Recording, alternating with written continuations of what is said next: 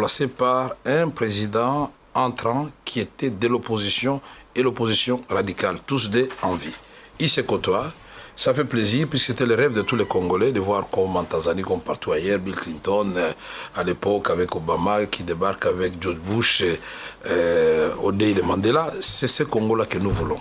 Mais c'est un événement aussi parce que le prophète de malheur disait que les Congolais eux-mêmes ne sauront pas organiser les élections. Et ça, c'est à mettre au crédit du président sortant. Il avait décidé, moi-même je ne croyais pas, que nous allons financer les élections seuls.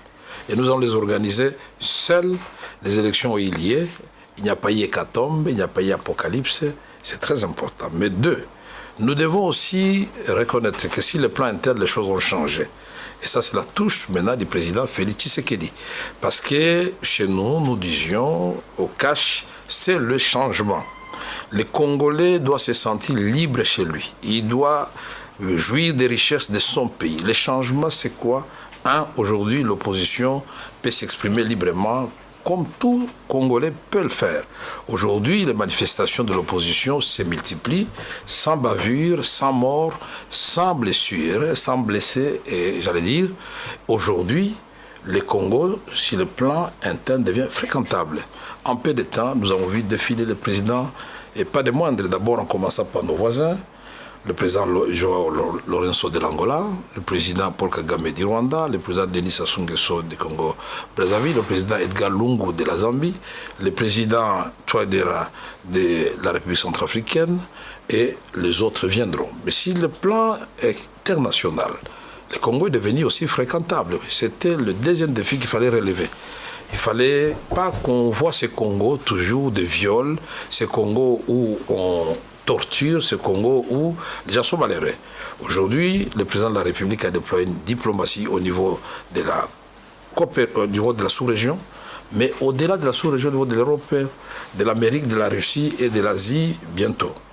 Et nous allons recevoir très rapidement, ici à Kinshasa, la date est connue, mais ce n'est pas à moi de le dire, c'est à la ministre d'État des Affaires étrangères de l'annoncer, le 7 février. Le secrétaire d'État américain. Le 7 février. Et comme vous le savez bien, le secrétaire d'État américain fait office de Premier ministre, pour ceux qui ne le savent pas, dans la hiérarchie, dans l'arsenal. Nous disons aussi, le changement c'est quoi? C'est que le président Félix Tshisekedi, aussitôt investi, a commencé d'abord là où les gens souffrent le plus, à l'est de la République démocratique du Congo. Il est allé à Lubumbashi puisqu'il y avait une criminalité urbaine, grandissante, inquiétante. Il est allé sur place et a demandé au général John Numbi et aux autres généraux qui étaient là-bas, mettez-moi fin à ça rapidement. Quels sont les moyens logistiques dont vous avez besoin? Et je ne voudrais pas que Lubumbashi soit à feu et à sang. Il est allé à Bukavu, il est allé à Goma, il est allé à Beni, il est allé à Kisangani. Beni, il faut dire une note particulière puisqu'il y avait des événements malheureux. Il y a Ebola et les gens qui meurent par le fait des groupes armés. Le président dit, je ne peux pas, moi, commencer à travailler sans voir les enfants de Beni. Et le président de la République a été à Kisangani et puis finalement, il a refait le deuxième tour pour installer l'état-major avancé à Beni. Donc nous pouvons dire aujourd'hui, sans nous tromper, que nous avons connu des moments forts. Et je peux dire aussi une autre touche du président Félix Tshisekedi et de cette première année, il faut mettre au bilan, c'est que la formation du gouvernement lui-même, c'était un défi qu'il fallait relever. Un gouvernement où le président voulait voir un nombre significatif de femmes, un nombre significatif de jeunes. Je ne trahirai pas ici le secret d'État en disant que la feuille du Premier ministre, la copie, a été remise au moins 3 fois parce que le président n'était pas toujours satisfait du niveau de représentation des femmes et du niveau de représentation des jeunes. Aujourd'hui, on peut le dire, ce n'est pas suffisant, mais approcher le 20% pour les femmes au gouvernement, c'est pour la première fois depuis 1960. Avoir une femme ministre d'État des Affaires étrangères, c'est pour la deuxième fois après Ekila Lyonda. Avoir une femme vice-premier ministre aujourd'hui dans le gouvernement, c'est pour la première fois. Mais j'allais ajouter aussi que le président a pensé aux Congolais en disant on ne peut pas reconstruire le Congo sans former les Congolais. La gratuité de l'enseignement. Et le président a pensé aussi à la formation professionnelle, puisque depuis les années 60, quand on a formé nos parents à construire les caniveaux, les maisons, à réparer les véhicules. On n'a plus jamais formé cette main-d'œuvre. Et c'est ce spectacle désolant que vous voyez aujourd'hui, quand on doit construire nos routes, pour mélanger le béton, les Chinois doivent venir avec les Chinois. Nous voulons mettre fin à cela.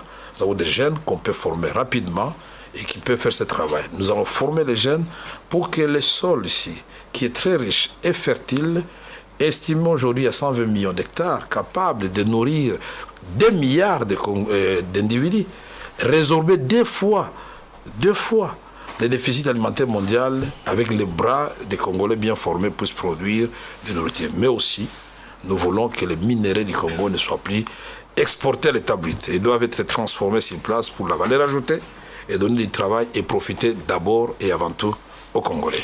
Les autres questions, vous allez les poser, mais je voulais terminer en disant, le président Félix Tshisekedi, une fois investi, il n'a pas croisé les bras, il a dit nous devons répondre quand même aux besoins des populations congolaises. D'où le programme de 100 jours. Je crois que c'est de cela que nous allons parler aujourd'hui. Notamment. Le président a cohabité avec les ministres 100% FCC. Les gens ne se souviennent pas ça assez, puisqu'il n'a pas attendu. Pendant 6 mois, nous avons travaillé avec les ministres 100% FCC et on a démontré qu'il n'y a pas de mauvais et de bons d'un côté. Nous sommes tous Congolais. Et quand le système est mis en place, et quand il y a une volonté affichée, d'abord par les chefs, tout le monde peut travailler. Et nous avons fait des choses en peu de temps que le même ministre qui était au même poste n'ont pas pu faire avec plus de moyens. Voilà le miracle que nous appelons le miracle de Félix Tshisekedi. Voilà, ça c'est pour... Vous avez brossé tous les aspects positifs, mais maintenant il y a des aspects négatifs qui font craindre le pire pour la suite.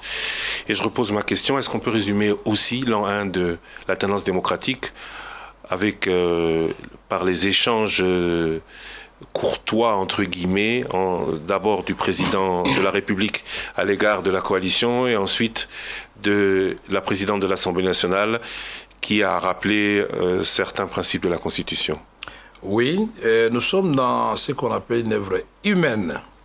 Vous savez que la route qui mène vers l'espérance n'est pas une ligne droite, elle est jonchée d'obstacles, je dirais même, mon père me disait, c'est une ligne brisée. Mais la capacité des hommes d'État, la sagesse, l'intelligence, justement, c'est de savoir contourner les obstacles. Les FCC et CACH ont eu beaucoup de réunions. Nous avons même un comité de suivi que nous avons mis en place qui travaille. Les deux autorités morales se sont fréquentées plus de 6 fois, chacun allant vers l'autre, dînant ensemble et discutant de la façon dont il faut encadrer cette première année fragile de cette coalition. Ça ne devait pas être facile, c'était une expérience inédite dont nous n'avions pas de précédents ou de brouillons ou de ratés dans le passé sur lesquels nous devions nous référer pour dire bon, nous allons corriger ceci, cela. Donc nous sommes les premiers cobayes à commencer cette coalition. Et moi je pense que la démocratie à l'africaine, ça n'engage que moi. Nous devrions cesser d'avoir des situations où les gagnants gagnent tout, ils écrasent les perdants, et ce qui a toujours été à la base des guerres, et où les perdants perdent tout et ils se retrouvent dans la brousse pour créer une rébellion. Depuis 1960, c'est pour la première fois que nous terminons les élections sans création de rébellion. Et vous devez vous rappeler rébellion de Moulélé, je ne vais pas parler de CNDP, je vais vous rappeler M23, je vais vous rappeler RCD, MLC. Donc à chaque grande échéance qui porte espoir, chez les Congolais, il y a une rébellion qui prend naissance. C'est pour la première fois on franchit le cap de l'an 1 sans que l'on prenne qu'il y a une rébellion qui vient de naître dans un coin du pays. Et nous croisons les doigts et nous allons travailler pour que ça n'arrive pas. Je reviens à ma question. Est-ce que les propos entendus ces derniers jours, d'abord du président qui ne semblait pas content de la coalition, puis de Mme Mabunda, peuvent faire craindre le pire pour la suite? Non, moi je suis optimiste de nature. Et c'est le contraire qui allait d'ailleurs étonner. Comment on peut faire une année sans avoir de petits incidents, de grands incidents? Ça doit arriver même dans votre famille, M. Lussakweno. Il arrive que vous ne vous entendez pas avec votre frère, mais ce n'est pas pour autant qu'il cesse d'être votre frère. Vous devez trouver les voies et moyens, les parents doivent intervenir pour vous ramener au bon sentiment. Donc, nous avons suivi des propos de part et d'autre. Mais quand le président de la République, il ne faut pas créer la confusion dans les têtes de vos auditeurs. Il faut être précis. Je sais que vous êtes en train de parler des déclarations du président à Londres. C'est de cela qu'il s'agit. Tout à fait. Très bien. Le président a pris l'habitude, et moi je l'encourage, c'est une marque de fabrique signée Félix Tshisekedi. Et ça ne pouvait pas être autrement, parce que c'est le peuple d'abord. Partout il passe, que ce soit à Kinshasa, il a l'habitude de s'arrêter même devant la porte de la cité de Louia. Il y a les gens qui touchent même les cortèges, des choses que vous ne voyez pas ni à l'époque de Mobutu, ni de le papa Laurent Désiré Kabila, ni de Joseph Kabila. Vous approchez le cortège où on vous chasse, vous êtes à 20 mètres. Il est à côté du peuple. Donc lui, il s'adresse au peuple. Et là, il a dit qu'il devait rendre compte de la redevabilité. Voilà encore quelque chose auquel les gens n'étaient pas habitués. Partout il passe, il rend compte. Voici comment les pays avancent, mais je rencontre des obstacles. Si ces obstacles continuent, je vais les faire sauter moi-même. Il n'a pas dit, à Londres, moi je vais dissoudre l'Assemblée nationale. Il n'a jamais dit. Il a dit, si on m'amène par la ruse ou de façon inconsciente à ne pas réaliser, concrétiser ma vision qui consiste à mettre avant tout l'homme congolais au centre de toute mon action, parce que je voulais laisser des traces indélébiles, je vais recourir à mes prérogatives constitutionnelles. Qui sont notamment la dissolution. Mais pourquoi on a mis ça dans la Constitution ? Évoquer la dissolution de l'Assemblée nationale n'est pas un délit, n'est pas une faute, ne peut pas conduire à la présidente de l'Assemblée nationale de dire nous pourrons même aller jusqu'à la mise en accusation. Ici, Christian, je voudrais que l'émission d'aujourd'hui soit une émission d'apaisement. Je voudrais apaiser tout le monde avec ma petite expérience de l'ancien président de l'Assemblée nationale pour dire que cette Chambre, à la fois que nous reconnaissons que la fonction du président est mythique, la Chambre basse aussi qui est le creuset de la démocratie devrait être aussi mythique. Et le comportement des députés et surtout de la première d'entre eux devait être exemplaire. Il faut faire attention, il ne faut pas jouer le feu. Donc aujourd'hui, cette histoire, cet incident appartient au passé? Non, je ne dis pas que ça appartient au passé. J'insiste et je persiste que l'on doit respecter le président de la République. Il incarne 90 millions d'âmes et de Congolais.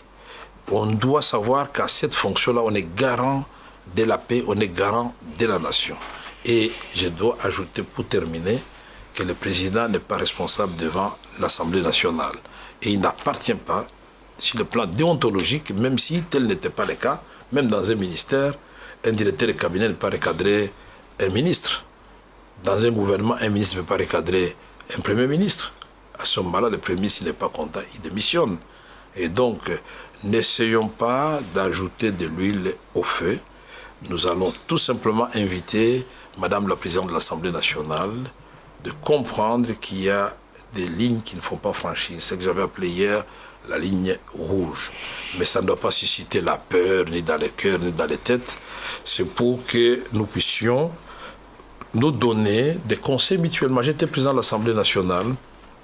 Je sais combien j'ai souffert. Elle a la chance. Il y a un comité de suivi des deux familles politiques. Mais moi, j'ai géré cette Assemblée nationale pendant que les MLC, les RCD, en permanence cherchaient comment vous rendre la vie difficile. Vous vous rappelez de tout ce qui s'est passé à l'Assemblée nationale. Mais on a fait en sorte que l'on soit le président de l'Assemblée nationale et du MLC, et du RCD et du PPRD qui était mon parti de l'époque. C'est le conseil que je peux donner à Mme Janine Mabunda. Elle doit cesser de s'afficher derrière le secrétaire permanent du PPRD et elle doit cesser même de participer aux réunions de PPRD. Moi, on m'avait demandé de le faire. J'ai dit au président de la République, je ne le ferai pas. Je suis président de l'Assemblée nationale, la deuxième institution de la République démocratique du Congo. Je ne vais pas m'afficher derrière un secrétaire général ou secrétaire permanent du parti. Qu'on laisse Mme Mabunda à son niveau, que sa famille politique ne la malmène pas. Nous savons qu'il y a beaucoup de héros dans l'ombre qui ne compliquent pas cette coalition, de part et d'autre. Donc je n'ai pas aucune famille politique. On va arriver. De faire appel à tous ceux qui veulent que les choses avancent, de constituer une sorte d'union sacrée de volontaires de la nation pour que les Congolais, sous le leadership de Félix Tshisekedi, avec les chemins, l'espoir maintenant, nous puissions arriver à l'espérance. Le peuple congolais attend de nous beaucoup de choses. Alors on va essayer d'aller très vite, il nous reste 1 heure. Pour poser les questions, quand je dis qu'on va essayer d'aller très vite, parce que M. Caméré prend souvent beaucoup de temps pour répondre aux questions. Israël Moutala, 7/7 pour .cd. Vital Caméré, vous avez dit tout à l'heure que évoquer la dissolution, c'est constitutionnel. Est-ce que évoquer la destitution, la mise à accusation du chef de l'État n'est-elle pas constitutionnelle? On n'a pas évoqué. Là, on n'a pas évoqué la mise en accusation. Ça ne participe pas d'un débat républicain. D'abord, il faut se poser, quand on prend la parole et quand on est responsable, la première question qu'on se pose, qu'est-ce que je veux dire? Deuxième question, est-ce que c'est opportun? Troisième question, dans quel contexte je dois le faire? Est-ce que, d'après vous, je vous retourne la question, cette sortie médiatique qui ne s'inscrivait dans aucun contexte justifiable. Il y avait des propos du président à Londres, justement, il fallait aussi parfois... Ah oui, d'accord. D'après vous, c'est Madame la Présidente de l'Assemblée nationale qui doit répondre au Président de la République. Du jeu républicain. Absolument. Quand on est dans les institutions, on n'est pas opposant.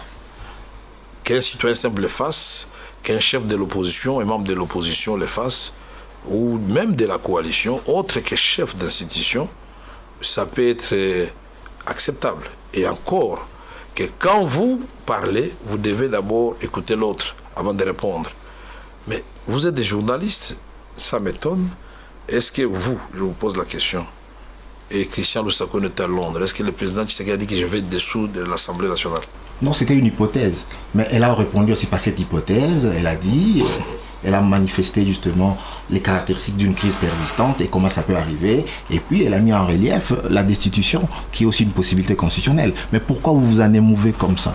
Ah bon, je ne sais pas si vous me posez la question, je réponds, vous dites que les gens ne m'émouvent pas. Non, vous vous émouvez par rapport au propos de Mabunda justement, parce que c'est un débat républicain. Qui vous a dit ça? Parce que vous avez dit qu'elle a franchi une ligne rouge. Mais voilà. Mais quand on dit qu'on a franchi une ligne rouge, c'est ça, c'est mouvoir. Ouais, vous vous émouvez. Je crois qu'il faut revoir les dictionnaires.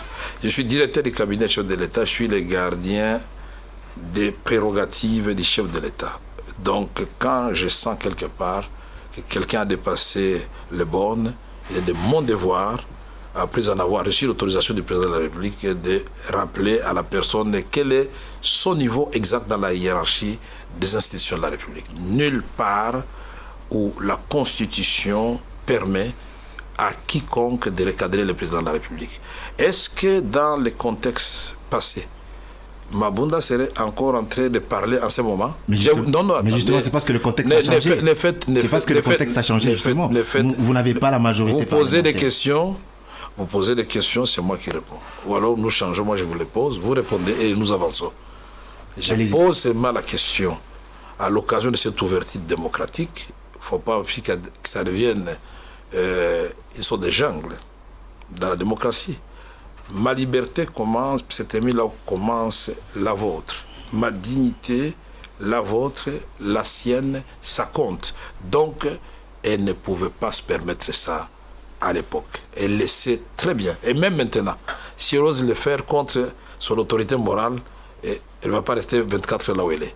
Le président Félix Tshisekedi, il est tolérant, il est démocrate, mais il ne peut pas accepter n'importe quoi. Donc, elle a franchi la ligne rouge, il n'y aura pas de sanctions, on passe l'éponge? Ce n'est pas moi qui décide des sanctions. Nous sommes des responsables, nous sommes des leaders, nous voulons que notre pays aille de l'avant. Vous attendez des excuses publiques, ça vous arrangerait? Ça, je ne suis pas là-dedans. Laissez-moi terminer, vous avez posé la question. Je connais, je connais votre ruse ici chez Top Congo, mais vous n'allez pas m'avoir là-bas. Je voudrais dire ceci, notre rôle maintenant, c'est de part et d'autre de jouer pour qu'il y ait apaisement. Ça, c'est un. Deux, pour que nous tirions les leçons de cette bourde, que ça ne se répète plus. Maintenant, quant aux sanctions... tirer des ficelles qui sont dans l'ombre que vous avez dit. Est-ce que vous les avez identifiées? Qui tire les ficelles, qui pousse Mabunda justement à outrager le chef de l'État? Moi, je croyais que Top Congo qui est suivi à travers le monde entier, à travers notre pays. Vous savez très bien la configuration de toutes les familles politiques ici, et vous nous connaissez très bien. Ici, chez vous, vous m'appelez les pacificateurs, donc je considère humblement que je fais partie de Colombe. Mais il y a d'autres, et vous le savez, ça existe. Alors nous faisons cette union sacrée des volontaires de la République qui veulent faire avancer la République, et on va de l'avant, et on est tolérant vis-à-vis des radicaux. Éric Ambago, je crois que le dossier Jali Mabunda, pour terminer l'heure, on va le clôturer ici. Programme des 100 jours, gestion d'un pays sans gouvernement, Éric Ambago, Top Congo FM. Vital Kamere, pourquoi vous avez été l'ordonnateur délégué pendant la gestion des travaux des 100 jours chef de l'État? C'est faux d'abord ce que vous dites, parce que le ministre Yav avait toutes ses prérogatives en tant que ministre des Finances. Le ministre d'État Kangoudia avait toutes ses prérogatives en tant que ministre de budget. Et chaque ministre sectoriel, à l'époque, pour les travaux publics, c'était Thomas Louaka. Pour l'éducation nationale, l'enseignement primaire et secondaire, après le départ de celui qui était là avant, c'est Emery Okundi qui faisait l'intérim. Et vous savez que d'abord, au niveau de la conception des 100 jours, quand nous avons eu cette idée-là, puisque le président dit qu'il ne va pas croiser les bras, nous avons dit qu'est-ce que nous faisons qui va amener les changements et qui touchent au vécu des Congolais. On a pensé aux routes, on a pensé à la santé, on a pensé à l'éducation, on a pensé à l'eau, on a pensé à l'électricité, on a pensé à un tas de choses. On a dit, bon, on le fait comment? Nous ne sommes pas les gouvernements, mais en même temps, nous sommes dans une situation inédite. Nous n'avons pas de gouvernement, mais le président a déjà investi. Mais on attend l'investiture d'ailleurs de l'Assemblée nationale, le bureau n'était pas encore élu. Si le bureau n'est pas élu, donc on n'a pas de gouvernement. Mais le gouvernement Tchibala est démissionnaire, on fait comment? Mais on travaille avec ceux qui sont là, au nom de la continuité des affaires de l'État. Tout devait être validé par vous? Validé par vous? Oui, ça j'ai dit et je le confirme avec force. Et donc on ne devait pas laisser un vide dans le pays. Ça vous aurait arrangé qu'on ne construise rien, qu'on n'assiste pas les gens qui étaient en détresse? Donc aujourd'hui, quand on parle de surfacturation, on doit vous poser la question au lieu d'aller vers le... Posez-moi la question sur la surfacturation, ça m'arrange. Tous les projets, le montant total était de 492 millions 100 614 dollars américains. Parce que là-dedans, vous avez 70 millions des ports de Kalemi. Et pour le reste, je peux vous répondre point sur point. D'abord, tous les projets, c'était des projets qui avaient déjà été soit commencés, soit déjà adoptés suivant la procédure de l'appel d'offres. Ce sont des projets qui étaient dans le tiroir. Le président Félix Tshisekedi n'a rien inventé. C'est sa volonté tout simplement de vouloir faire qui étonne tout le monde. Mais la route Kulumba, qui part du côté de Transco et qui vient sortir vers Pelende. Mais cette route existait, elle avait été réhabilitée à 10% par Forest. Pelende, 0%. Le président Tshisekedi a demandé, qu'est-ce qu'il vous faut? On regarde les papiers qui étaient au ministère du budget, et le ministre du budget était là, le ministre des Finances était là, c'est autant. La route est terminée, le pont, il est terminé. L'avenue Luambo Makiadi, Kassavubu, Bokassa, on t'appelait ça Bokassa à l'époque, oui. Bokassa. Cette avenue existait, vous la regardiez, vous tous. Qui a été réhabilitée, mais aujourd'hui, il y a des nids de poules quelques temps après, donc les travaux n'ont pas été effectués selon les règles de l'art. Ça, c'est pas un problème. C'est moi qui réponds à la question. Les nids de poules se trouvent dans la partie qui avait été asphaltée, qui avait été faite avant l'arrivée du président Félix Tshisekedi. Alors, je vais vous inviter d'aller sur l'avenue Bokassa et me montrer les lignes de poules parce que nous sommes allés au-delà des attentes des Quinoises et Quinois. On a mis du béton, comme Manzouzi Mbombo l'avait fait à l'époque sur l'avenue Kassavubu, et cette avenue continue à exister jusqu'aujourd'hui. L'avenue de l'université, même s'il y a eu éboulement à Livoulou, mais cette avenue avait déjà été attribuée à quelqu'un qui avait touché 5 500 000 dollars américains. Et vous vous rappelez encore le gouverneur de l'époque, que je salue en passant, quand il avait dit, mais Mbokozan a chanté les Boulou Mazengele. Vous avez oublié ça? Mais à cet endroit-là, Félix a mis du béton pour qu'il n'y ait plus de Liboulou Mazengele. Et cette avenue est totalement réhabilitée jusqu'à la chapelle de l'université de Kinshasa. Mais je peux vous citer des milliers, l'avenue du commerce, totalement bétonné aujourd'hui. Quand nous prenons à Kinsuka ici, il y a de nouvelles avenues, même l'avenue Koutou, l'avenue de l'école totalement réhabilitée, le saute-mouton qui sera inauguré le 30 janvier pour votre information, parce que c'est attendu par les Kinoises et les Kinois. On peut vous parler aussi des routes de l'intérieur du pays. Il n'y avait pas Kinshasa, il y avait OVD et Office des routes. Soit dit en passant, les directeurs de l'OVD, directeur général, le directeur général de l'Office des routes, étaient associés et à la conception et à la réalisation. On s'en compte, réveiller des entreprises publiques de l'État qui étaient considérées déjà comme des canards boiteux, où les agents étaient impayés. Et nous disons, nous donnons les marchés d'abord aux entreprises de l'État, et ils ont montré leur savoir-faire, et ces entreprises ont fait des soumissions auprès d'autres entrepreneurs. On s'en rend compte que la planification n'a pas été respectée, les travaux durent longtemps, il y a décaissement, vous dites 492 millions de dollars, mais sur le terrain, on ne voit rien de ces 492 millions de dollars américains. Je vais vous dire, et j'aime bien cette question, d'abord, au niveau du décaissement, c'est-à-dire le taux de réalisation financière, c'est 64%. C'est-à-dire, c'est 64% de ces 400 millions qui avaient été débloqués jusqu'à ce jour. Mais au niveau des réalisations, je pense que les auditeurs veulent savoir. Parce que ce que je suis en train de faire, c'est la redevabilité. Nous sommes transparents. Nous voulons dire au peuple ce qui s'est fait. Et ça s'est fait avec combien d'argent? Aujourd'hui, de 64%, vous n'avez qu'à multiplier ces 492 moins 70, vous aurez le chiffre de l'argent qui est sorti et le taux de réalisation physique est de 70%. C'est pour la première fois qu'on voit ça ici dans notre pays. Pourquoi?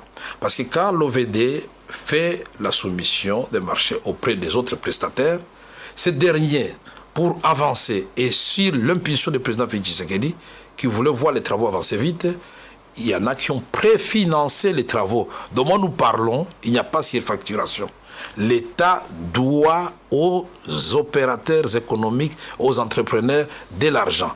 Et si vous en doutez, allez au ministère du Budget, au ministère des Finances, vous verrez qu'il y a des papiers qui traînent là-bas, des impayés, des gens qui ont terminé. Nous avons fait 119 écoles à travers le pays, plus de 45 centres de santé.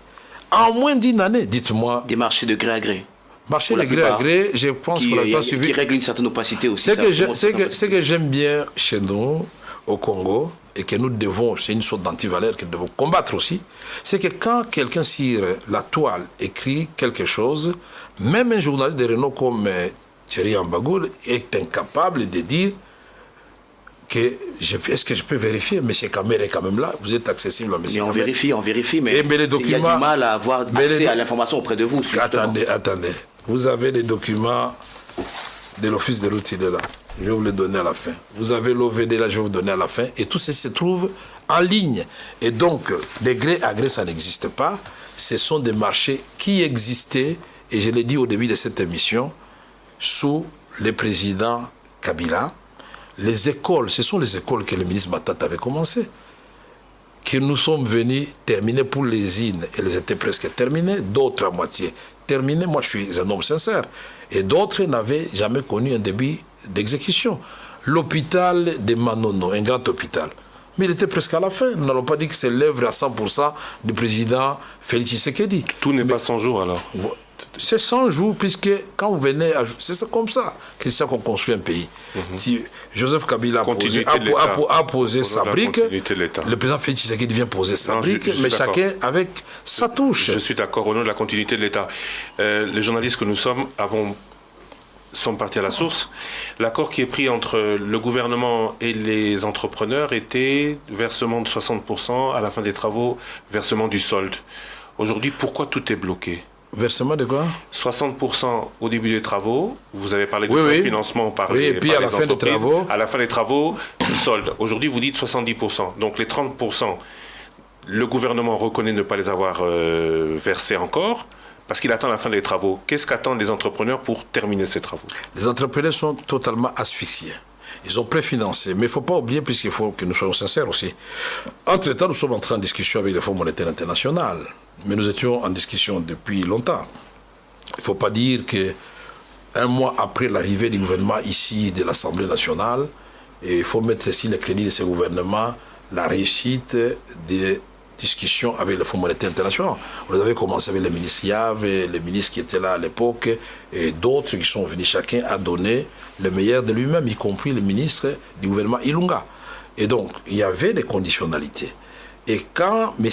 Kamere travaillait sous le leadership du président Félix Tshisekedi, je ne pouvais pas faire des semaines sans faire le point avec les représentants résidents du Fonds monétaire international, pour être sûr, pour démontrer qu'il est possible, tout en étant en programme avec le Fonds monétaire international, de privilégier le social. Puisque nous refusons, nous, le Félix Tshisekedi et moi, nous disons non.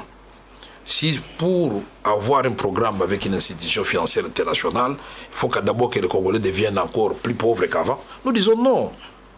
Voilà pourquoi je m'insurge contre cette gestion où on fait plus attention aux attentes de l'extérieur qu'aux attentes du peuple congolais. Oui, mais c'est peut-être l'inverse devait être justement les réflexes du ministre des Finances, du ministre de l'économie, du Premier ministre. C'est d'abord, oui, les conditions sont des conditions, nous les avons remplies, mais le FMI ne vient pas gérer à votre place. C'est nous qui gérons la République, c'est nous qui définissons nos priorités, c'est nous qui disons, nous savons que nous devons suivre les agrégats macroéconomiques, que nous avons résolu beaucoup de problèmes. Oui, mais aujourd'hui, il n'y a pas eu de dérapage. Oui, mais aujourd'hui, 60% des factures ont été payées. Ils se sont engagés à terminer les travaux. Oui. Aujourd'hui, vous dites qu'ils sont asphyxiés avant la fin des travaux. Le ministre des Finances, qui est quand même celui qui doit veiller au respect de l'utilisation des deniers, doit sortir ces 40%. Non, c'est une question. Non, je voudrais justement répondre à votre question. Il ne faut pas non plus trop surcharger le ministre des Finances.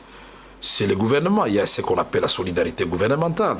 Même la plus belle femme du monde ne peut donner que ce qu'elle a. Mais c'est que nous voulons que la définition des priorités des dépenses soit transparente. Et ça s'est fait au comité de conjoncture chez le Premier ministre. Et désormais, nous allons suivre ça à la loupe. Pour qu'ensemble, nous disions, nous avons peu de moyens. Qu'est-ce que nous pouvons faire à la fois pour rencontrer les attentes du peuple congolais, mais ne pas aussi faire sauter le programme avec le Fonds monétaire international qui va nous rapporter au cours de cette année 1,5 milliard ou un peu plus. Mais ce que je sais est que le président de la République, tout en n'étant pas en programme avec le Fonds monétaire international, nous avons obtenu de la Banque mondiale 1,5 milliard de dollars américains. Nous avons pris de la BAD 100 km. Encore sous condition, hein. C'est pas non, encore, il n'y a pas de condition. Les 380 millions, les premiers sont sortis. Il faut bien lire les conseils d'administration.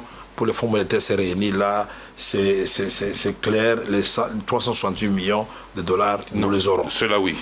Le Banque mondiale, oui aussi. C'était un engagement ferme de la Banque mondiale pour aider dans le secteur de la gratuité de l'enseignement primaire. Et donc, nous avons reçu de la BAD 100 km de voirie pour la ville de Bukavu. Nous avons reçu de la BAD les études de faisabilité pour Inga 3.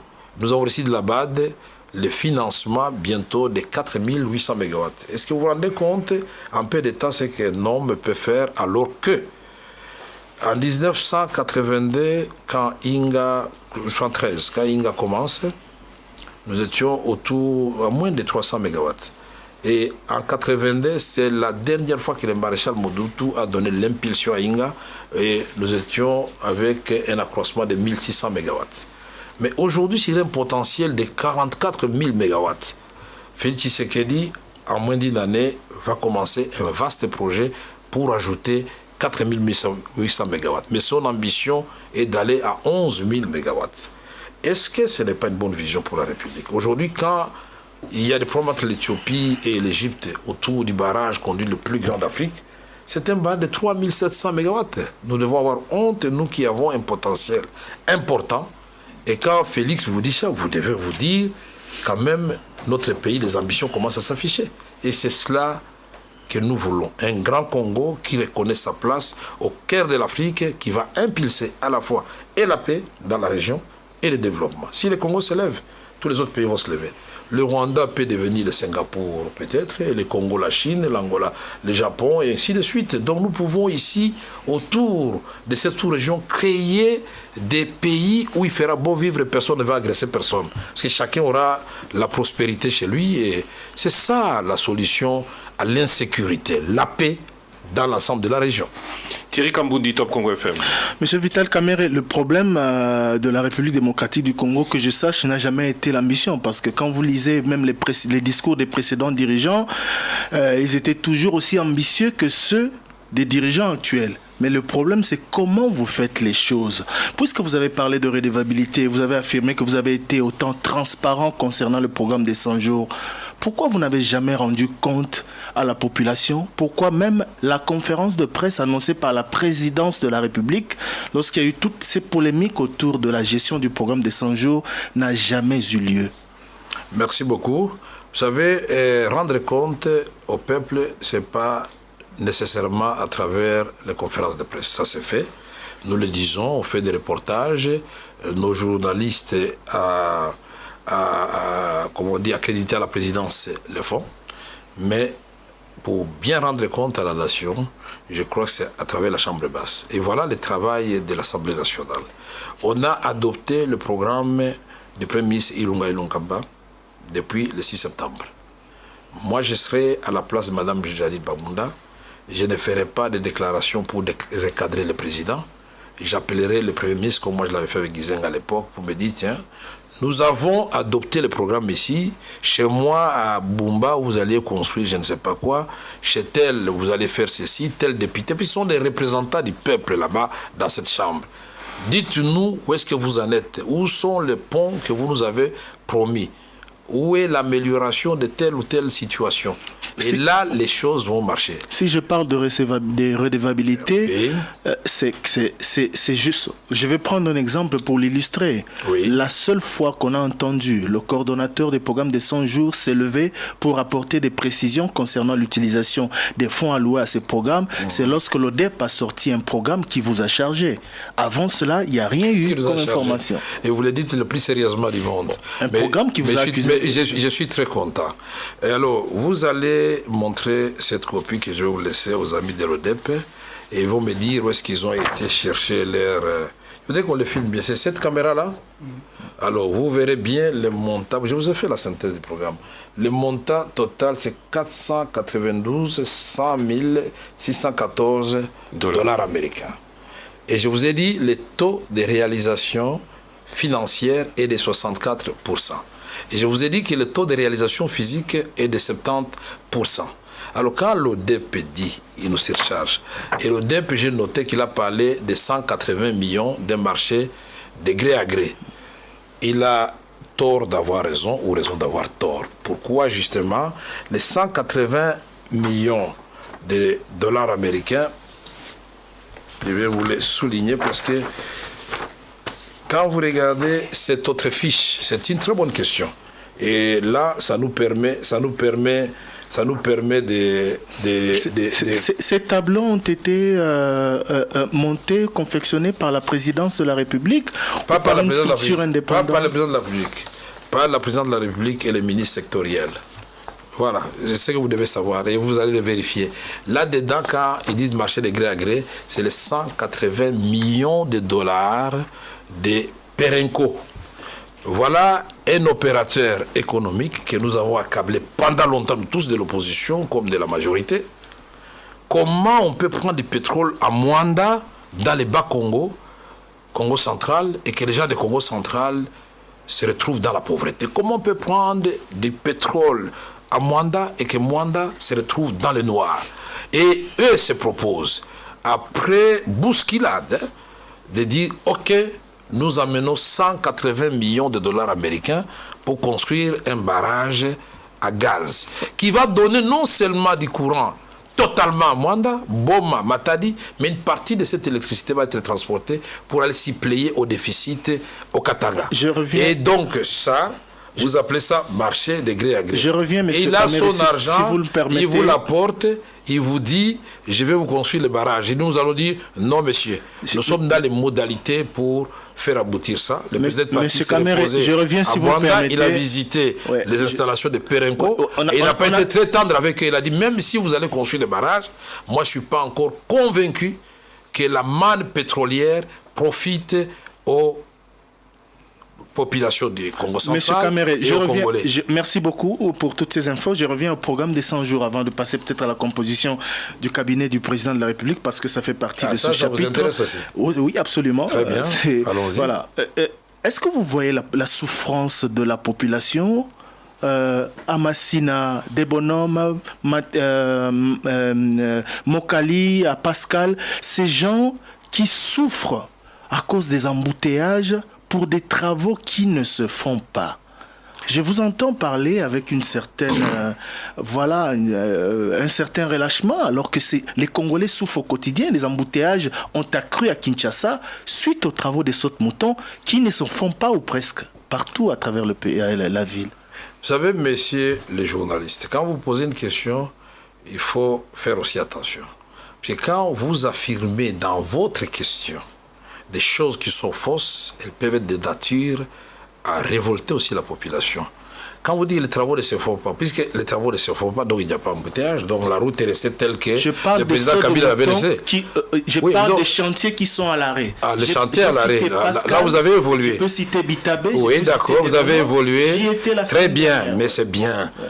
Mais pour faire passer l'ancien boulevard Lumumba de 2 bandes ou 3 bandes à 8 bandes, on a attendu combien de temps? 3 ans et demi. 3 ans et demi, s'il vous plaît. Les sautes de moutons, là, l'inauguration finale était prévue le 25 décembre. Mais les derniers paiements pour l'OVD et l'Office de route, et je le connais par cœur, datent du mois de septembre à la suite de la programmation que le Premier ministre avait faite. Le montant total, 8 millions de dollars. 5 millions pour l'Office de route, sur lesquels on a défalqué 1 million pour sauver Gramalik, quand nous avons, nous, la présidence, crié en disant non, attention, il faut faire attention, si on laisse cette érosion évoluer, on va dépenser plus qu'1 million. De l'Office de route est resté avec 4 millions. 3 millions pour l'OVD. Et les besoins affichés par l'OVD et l'Office de route étaient respectivement, je crois, de 28 millions et de 20 millions autour de ces chiffres-là. Ils ont fait ce qu'ils devaient faire. D'ailleurs, moi, je les félicite. Puisque quand on disait aux Congolais qu'on va fabriquer des rampes, on va fabriquer des bétons armés dans les laboratoires français, les transporter dans les navires jusqu'à Kinshasa pour éviter des aventures de l'époque où cette histoire de passerelle était tombée sur les gens. Mais moi, aujourd'hui, quand je vois que Kinsuka est terminé, c'est pas terminé. On a annoncé que le chef de l'État n'est jamais parti, mon frère, ça veut dire qu'il y avait un problème. Frère, il faut aimer votre pays. Quand il y a un changement, il faut le saluer. On n'a jamais vu ça dans ce pays. Un président qui vient sans gouvernement et il fait ce qu'il est en train de faire. Kinsuka sera inauguré le 30 janvier. S'il n'est pas inauguré, vous m'appelez, M. Kamere, où est-ce que vous êtes passé? Vous étiez déjà là la dernière fois. Oui, mais c'est terminé. Les sautes moutons est terminé. Parlons des chantiers qui sont à l'arrêt. Laissez-moi continuer. Mais laissez-moi continuer. Je vous en prie. Quand vous passez réellement sur Sosimat, vous ne voyez pas cet état d'avancement des travaux. Alors, quand vous arrivez sur Mandela, attendez, mais j'évolue. Quand vous arrivez sur Rond-Point Mandela, vous allez dire vraiment avec tous les sérieux du monde que les travaux ne se font pas. On peut aller à Tchangou maintenant? Oui. Quand vous allez sur des bonhommes, vous allez dire que les travaux ne se font pas? J'y étais. Les travaux se font et suffisamment avancés et n'attendent qu'un dernier coup. Ce que vous ne savez pas, c'est ceci. Je vais vous donner une information que vous n'avez pas. Et je serais content que vous invitiez à la fois les DG de l'Office de route et de l'OVD. Les bétons pour les sautes-moutons, pour sécher, c'est 45 jours, monsieur. Même si vous voulez continuer les travaux, vous devez attendre, il y a une date qu'ils ont donnée, je crois autour du 5 février, ils vont mettre la dernière rampe. Mais pourvu que les finances aussi suivent. C'est bien que vous posiez ce genre de questions pour y répondre. Mais construire les sautes-moutons ne suffit pas. C'est comme ça que dans le cas du programme de 100 jours, nous avons prévu la commande de bus pour renforcer Transco qui vont venir. Parce que vous avez beau construire des routes, les gens de Massina marchent à pied, même quand il n'y a pas d'embouteillage. Ce ne sont pas les gens qui marchent, les pauvres là qui marchent à pied, qui sont dans les embouteillages. C'est vous qui avez des voitures, nous qui avons des voitures, qui nous plaignons. Et nous voulons nous cacher derrière la population, dire oui, la population souffre des embouteillages. Non, c'est nous, les gens des voitures. Est-ce que vous avez déjà acheté des bus à la population pour dire qu'elle souffre d'embouteillage? Moi, je crois que c'est ce que vous allez me demander. Oui, comme M. Kamere, qu'est-ce que vous attendez pour acheter des bus à la population, les trains urbains? Voilà ce qu'on attendait de vous. Je reviens à la composition du cabinet du président de la République et à tous les scandales qui ont caractérisé également l'an 1 du président, l'affaire 15 millions, la taille du cabinet du président de la République. Et oui, on en a beaucoup parlé aussi. M. Kamere, directeur de cabinet, qui s'est fait passer au rang de vice-premier ministre alors que le directeur de cabinet du précédent mandat ou du précédent avait rang de ministre d'État. Est-ce qu'on avait besoin d'un personnel aussi important qui va englober un budget aussi important pour accompagner le président de la République? Commençons par la fin. Monsieur Kamere qui s'est fait passer. Donc je ne me suis jamais fait passer au rang de vice-premier ministre. Qu'est-ce qui s'est passé? C'est le président de la République qui a estimé, lui-même en âme et conscience, je suis son partenaire, monsieur, tout en étant son directeur de cabinet. Nous avons signé l'accord de Nairobi avec le président. Je suis aussi partenaire de Joseph Kabila pour avoir accepté, Félix et moi, cette coalition, le président Félix et moi, cette coalition. Donc, je suis un directeur de cabinet, mais un directeur de cabinet acteur de premier rang. Il faut faire attention avec ça. Et je serai même plus que ça, puisque dans l'accord que nous avons signé à Nairobi, je devais être Premier ministre. Et ça ne m'impressionne pas. J'ai été président de l'Assemblée nationale, c'est bien au-dessus de la primature. Donc, ce sont avec cette discussion. Ça dépend aussi de l'homme. C'est comme ça que les choses fonctionnent à travers le monde. Quand Mongolo Diak a accepté d'être gouverneur de la ville de Kinshasa, il a posé comme condition au maréchal Mobutu, je suis gouverneur d'accord, mais je dois être ministre d'État en même temps. Et pourquoi vous ne l'évoquez pas ces cas-là? Je ne suis pas Mongolo Diak, mais je suis Kamere. Monsieur Kamboudi a parlé de la composition de la présidence. La position, c'est-à-dire j'ai suivi et c'est maintenant après avoir vérifié que je pardonne à nos amis de la Radio France Internationale. Effectivement, dans la loi des finances, il s'est glissé une erreur monumentale où on a dit le cabinet des chefs de l'État a 54 conseils spéciaux. Soyons sérieux. Les 54 conseils spéciaux sont où? Ils se promènent où? Ils s'appellent comment? Les cabinets des chefs de l'État, nous prenons tous les conseils spéciaux, ils ne sont pas plus de 8. Excepté les conseils spéciaux en matière de sécurité, qui est régi par une loi particulière. Nous prenons les autres conseillers spéciaux, auxquels on ajoute les chargés de mission et les ambassadeurs itinérants, ils ne sont pas plus de 15. Et donc, je ne sais pas où est-ce qu'on a été chercher le chiffre de 54. Ici, le problème, que ce soit la taille du cabinet du président de la République, que ce soit la taille du gouvernement, ce sont les conséquences de cette période que nous sommes en train de vivre en ce moment. Nous sommes dans une expérience inédite où le président de la République n'a pas la majorité au niveau de la Chambre, où pour la première fois nous avons un gouvernement de près de 70 membres du gouvernement. Pourquoi on n'a pas posé la question de la taille du gouvernement? On a beau dire, et nous avons déployé tous les efforts, croyez-moi, pour bloquer le nombre de membres du gouvernement à 45, ça n'a pas marché. Oui, mais vous ne pouvez pas comparer le gouvernement et la présidence de la République. Je n'ai pas le gouvernement, c'est une coalition, la présidence de la République, c'est vous tout seul. Je n'ai pas terminé. Et les chiffres, ce que j'aime chez Top Congo, c'est que vous aidez l'invité à répondre à vos questions et vous tapez à côté. Donc, le président de la République n'est pas une coalition, mais c'est une alliance. Il y a l'INC et il y a l'UDPS. Nous ne pouvons pas aller, et nous accédons au pouvoir, et puis bon, les gens qui ont donné leur sang, les gens qui se sont battus... L'alliance n'est pas au-dessus de la Constitution, M. Kamere. Tout comme la coalition... Vous parlez de vous, de votre rang, de l'alliance... Laissez-moi terminer, mais est-ce que la coalition est au-dessus de la Constitution? La coalition est-elle au-dessus de la Constitution? Et je pose la question. Mais si pour avoir un climat apaisé et permettre aux institutions de fonctionner normalement, je crois qu'ici, c'est la fin qui justifie les moyens. Le peuple congolais a besoin de savoir réellement est-ce que nous donnons la chance à Félix Tshisekedi, qui incarne beaucoup d'espoir, de réaliser ce qu'il nous a promis. Mettez-nous à l'épreuve. Et je vous dis, pour terminer avec cette question de composition du gouvernement, vous pouvez avoir la présidence. Pour avoir la quantité, mais la qualité. Et je voudrais dire aussi, prenons le même cabinet, le nôtre, qui est éléphantisque, comme vous l'avez dit, et je le reconnais. et vous allez fouiller dans les différentes fiches de paye et des dépenses de la présidence, puisque nous venons de faire presque une année, vous comparez les deux périodes comparables, les dépenses effectuées par la présidence en 2018, en 2019, et les dépenses sous Félix Tshisekedi en 2020. On parle de plus 231% de ce qui avait été prévu, plutôt que 73 millions. Les chiffres indiquent 170 millions. Oui, et la présidente était quoi? Nous sommes, messieurs, je vais vous dire une chose. Donc les budgets, la loi des finances, aujourd'hui, la présidence de la République est en déficit par rapport au crédit qui devait lui être alloué. Et je suis mieux placé pour le dire. Alors continuez à croire à ce que vous croyez. Et quand on a prévu des dépenses, ce n'est pas que les dépenses là sont réalisées tout de suite. C'est au moment de la reddition des comptes qu'on saura ce qui a été fait.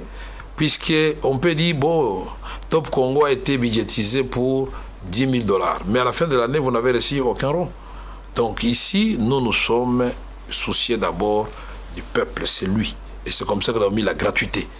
Ça, vous ne soulignez pas. C'était osé, il fallait faire la gratuité. Comme Kabila avait osé faire la décentralisation à l'époque, c'était une très bonne chose. Mais il fallait l'encadrer. Ça demande des moyens, tout comme la gratuité. Donc, encourager les gens qui viennent avec des réformes pour aller de l'avant. Et la réforme qui va suivre, ça sera la santé. Et ça sera la justice. J'espère qu'on aura le temps d'en parler. Éric Chikuma Zoumeko. Vital Kamere, tout à l'heure, vous dites que le budget de la présidence de la République est en déficit. Mais pourquoi l'ODEP, récemment, dans son rapport, a fait une évaluation sur base des états de somme et des informations captées au niveau de la chaîne de la dépense, que entre février et septembre, la présidence de la République a connu un dépassement de 168%. Vous pouvez poser cette question à l'ODEP, puisque l'ODEP vous a dit aussi que la présidente de la République, dans les cas de 100 jours, avait dépensé plus de 1,5 milliard de dollars américains. Là, je viens de vous démontrer, papier à l'appui, que le budget total, s'il est de 492 100 614 dollars américains, vous allez dépenser 1,5 milliard euro. Et je vous ai dit que là-dedans, il y avait le port de Kalemi pour 70 millions de dollars. Et je viens de vous démontrer qu'il y a 180 millions de dollars que l'ODEP prétendait être un marché à gré, mais qui est au fait un engagement de Perenco pour construire un barrage. Et ce n'est pas une mauvaise chose. Mais l'ODEP, par manque d'informations, d'après son rapport, j'invite... Vous savez, d'abord, c'est réintégré de la loi. Est-ce que vous savez qu'en matière d'audit, parce que moi, je suis un économiste, et l'ami de l'ODEP est en train de me suivre, vous ne pouvez pas faire votre audit à l'insu du contrôlé. C'est-à-dire, vous voulez contrôler M. Kamere, ou vous voulez avoir des informations sur lui, mais commencez d'abord par M. Kamere. Monsieur, pourquoi la présidence a dépensé autant d'argent? Et il se serait rendu vite compte, il dit non, ces informations sont erronées, messieurs, voici les vraies informations. Ils indiquent dans le rapport qu'ils ont saisi la coordination qui s'occupe de programmes de soins. Mais puisque leur parole, c'est pas des gens tangibles en notaire. Mais moi, je vais vous donner des chiffres à l'appui qu'ils ont menti. S'ils évoquent le projet, notamment la construction du palais présidentiel, qui va coûter environ 200 millions de dollars. Qui vous a dit ça? C'est inscrit toujours encore le DEP. Justement. Mais c'est incroyable ça. Ce n'était pas prévu attendez, je vais vous donner les chiffres et vous allez être étonnés. Palais présidentiel. Voilà. Pas palais présidentiel seulement. Ouais, tous les sites de Mongaliema, ça fait 54 hectares. Vous ne le savez pas. Tous les sites de Mongaliema, 54 hectares. C'est les capitales de certains pays dans les îles. Tous les sites de Mongaliema, c'est 13 km de route là, à l'intérieur des sites de Mongaliema. Ça, vous ne le savez pas. Tous les sites de Mongaliema, c'est plus de 1000 maisons qui sont là-dedans. Ça, vous ne le savez pas non plus. C'est des écoles dans les sites de Mongaliema. Et voilà, les marchés. Vous pouvez appeler M. Willingopos, il est en Suède à l'étranger. Le Premier ministre peut venir confirmer ça ici. Nous avons bien fait les choses. Ces marchés-là, pas pour le palais présidentiel, pour l'ensemble du site, c'est 67 millions de dollars américains. 1 kilomètre de route asphaltée coûte combien? Comme ça, vous pouvez commencer à faire des déductions. 1 million de dollars, ça dépend des standards. Commencez maintenant des déductions. Et là, vous allez voir les maisons et tout ce qu'on doit réhabiliter, y compris le parc d'attractions qu'il a, c'est 54 hectares. Alors quand vous me parlez, quand l'ODEP vous dit 200 millions, et moi je vous dis près de 70 millions, et vous pouvez avoir accès à ces documents, et c'est la société Malta Forest qui le fait. Vous pouvez aller voir la société Malta Forest. Donc je suis en train d'apprendre des choses, et c'est bien que vous ayez posé cette question, puis si vous ne l'avez pas posée, les Congolais allaient croire que c'est vrai. Et le président a même dit, ce n'est pas une priorité. Commencez par le palais qui va coûter moins cher, moins de 10 millions de dollars, et lui, il n'est pas allé trop loin, il a choisi, pour minimiser les coûts, l'ancienne maison de Kasavubu qui était complètement détruite. Lui, Christian a déjà visité ces bâtiments-là, et j'invite les gens de Top Congo. Je crois que la meilleure façon de faire, c'est une visite guidée. Avec vous, nous irons sur le site de Mongaliema et vous allez voir, Merci beaucoup. Je termine, non seulement, Eric, non seulement, on est en train de réhabiliter le palais présidentiel, mais moi je vous parle, 300 maisons sont déjà sur ce site-là. Dites les difficultés que connaît aujourd'hui la trésorerie de la République, la voirie allait déjà faire les aménagements internes. C'est 300 maisons pour les militaires modernes, hein, et on va atteindre 1000 maisons dans les Kanchati. C'est un grand complexe construit et moderne, éclairé avec des laptops, avec tout ce qu'il faut pour les enfants. C'est un grand hôpital de référence qui vient d'être terminé au Kanchati. Tout ça en ce moment, quand même. À quand le décaissement du solde de la facture de programme de 100 jours ? 177 millions, d'après le pourcentage que vous avez donné, oui. Ça signifie qu'environ 314 millions de dollars ont déjà été payés. Nous avons discuté avec le Premier ministre, nous avons discuté avec le ministre des Finances, nous allons faire une réunion qu'on appelle réunion de programmation. Puisque là, il y a le principe de l'unicité de la caisse de l'État. C'est-à-dire que ce soit les malades, que ce soit les routes, que ce soit les dépenses de l'armée, que ce soit les salaires, c'est cette caisse-là de l'État qui supporte tout ça. À un moment donné, il y a asphyxie. Et donc, il faut une démarche rationnelle. On ne peut pas prendre tout l'argent parce que nous voulons que les œuvres du président rayonnent très vite, qu'on prenne tout l'argent, on ne paye pas les enseignants, on affecte aux routes. Non, ce n'est pas ce qu'on a dit. Nous allons définir la quotité qui va revenir au salaire et la quotité qui va revenir aux investissements. Et c'est pour la première fois dans ce pays que les taux de réalisation des dépenses dépasse le taux d'exécution. Non, oui, d'abord mais le taux des dépenses d'investissement a atteint plus de 30% dans la période où nous étions avec le ministre FCC. Et le Fonds monétaire international l'avait souligné. Les satisfaits du Fonds monétaire international, vous n'avez pas dit qu'ils sont en train de mentir, ils ont dit qu'ils vont appuyer le programme intérimaire de 100 jours du président de la République. Si c'était un monstre, comme le dit si bien les amis de l'ODEP, alors le Fonds monétaire s'est trompé, il a tapé à côté. Donc nous ne sommes pas prétentieux, nous sommes modestes, parce que nous considérons que nous avons trouvé une situation tellement difficile sur le plan sécuritaire, difficile sur le plan social, qu'aujourd'hui, après quelques mois, nous avons résolu le problème de tous les Congolais. C'est un gros mensonge. Le Félix Tshisekedi, président de la République démocratique du Congo, lui est partisan de la vérité. Et cette année 2020, c'est l'année de l'action. Nous ne ferons plus de promesses. Nous viendrons. Vous en avez fait tellement que oui, mais là, le peuple nous avons commence à se fatiguer. Attendez. De n'être nourri que de promesses. Eric, vous venez de dire vous-même le taux de réalisation de 100 jours. C'était des promesses. Vous cherchez le papier. Maintenant, nous allons donner l'impulsion pour que chaque fois quand ça se termine, on va seulement inaugurer. Et je vous dis, au moment où nous vous parlons, si le président doit se déployer partout pour inaugurer, il va se fatiguer. Donc nous allons montrer, chaque fois nous disons nous avons fait. On va bannir dans notre vocabulaire cette histoire, nous ferons, non. Nous avons fait. Ça sera comme ça. C'est ça l'année de l'action. Mais alors, quelle est la position du président de la République et la vôtre personnellement lorsque vous voyez le pouvoir d'achat du peuple congolais s'est dégradé d'une année à une autre? Il y a une année, le dollar était à 1620, 1630. Aujourd'hui, on est à 1700. Non, c'était exactement 16,6. Aujourd'hui, on est à 1,7. 7,3, 7,4, ça dépend. Oui. C'est ça. Le pouvoir d'achat a fortement baissé. Quelle est la position du chef de l'État? Relativisons les choses. Disons. Le Voilà. pouvoir d'achat de la population, on met en adéquation deux choses. C'est qu'il touche comme salaire et les biens dont il a besoin pour satisfaire La ses besoins. dépréciation, la dépréciation ronge son pouvoir d'achat. Est-ce que vous pouvez me laisser répondre? Je vous en prie. Répondez à ma place. On met en adéquation deux facteurs. C'est-à-dire ce qu'il touche, les biens dont il a besoin, et c'est le prix de ces biens sur le marché. L'évolution de ces prix sur le marché, si ça va en haut, ça s'appelle l'inflation. C'est ce qui s'observe depuis septembre dernier. J'ai l'impression que Top Congo a des spécialistes dans tous les domaines. Donc c'est moi qui suis en train de répondre. Vous savez qu'on fixe toujours les seuils qu'il ne faut pas dépasser. Dans le cas du programme avec le Fonds monétaire international et au niveau de la sous-région, il ne fallait pas dépasser le 7,7.